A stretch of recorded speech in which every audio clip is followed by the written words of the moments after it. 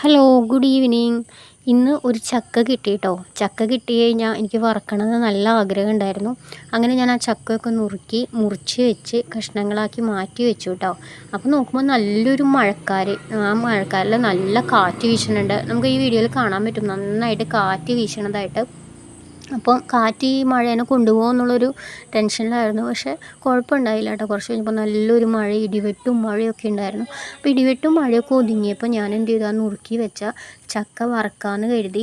അപ്പോൾ ആ മഴയത്ത് ഇങ്ങനെ ചക്ക വറുത്തത് കഴിക്കാൻ നല്ല ടേസ്റ്റാണല്ലോ, ചൂട്ടോടെ നമുക്ക് കഴിക്കാൻ പറ്റും. ഞാൻ വേഗം എണ്ണ ചൂടാക്കാൻ വെച്ച് ചക്ക അതിലേക്ക് ഇട്ട് കൊടുത്ത് ഞാനിങ്ങനെ വറുത്തെടുക്കുകയാണ് കേട്ടോ. കുറച്ച് അധികമായോ എന്നൊരു സംശയമുണ്ട്, എന്നാലും കുഴപ്പമില്ല. കുറച്ച് സമയം എടുത്താലും അതൊക്കെ ഇങ്ങനെ നന്നായിട്ട് മുരിഞ്ഞ് കിട്ടി. അപ്പം ഞാൻ വേഗം അത് പാത്രത്തിലാക്കിയിട്ട് വേഗം മക്കൾക്കൊക്കെ കൊടുത്തു. അപ്പോൾ അവരും ഇനി തരുമോ അമ്മ, ഇനി തരുമോ അമ്മ എന്ന് പറഞ്ഞ് എൻ്റെ പിന്നാലെ നടക്കണുണ്ട് കേട്ടോ. അങ്ങനെ ആ ചക്ക വറുത്തലൊക്കെ കഴിഞ്ഞപ്പോൾ കൂടെ ഞാനൊരു ഉപ്പേരിയും കൂടി ഉണ്ടാക്കി.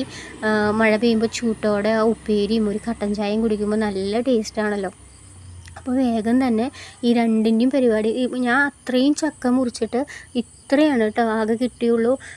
അതിൻ്റെ ഒരു പകുതി ഉണ്ടായുള്ളൂ ചക്ക വറുത്ത് വന്നപ്പോൾ. അപ്പോൾ വേഗം തന്നെ ചക്ക ഉപ്പേരിയും കട്ടൻ ചായയും കൂടി കുടിച്ചു. ഇത്രയേ ഉള്ളൂ ഇന്നത്തെ വിശേഷങ്ങൾ. അപ്പോൾ tata, bye bye, see U.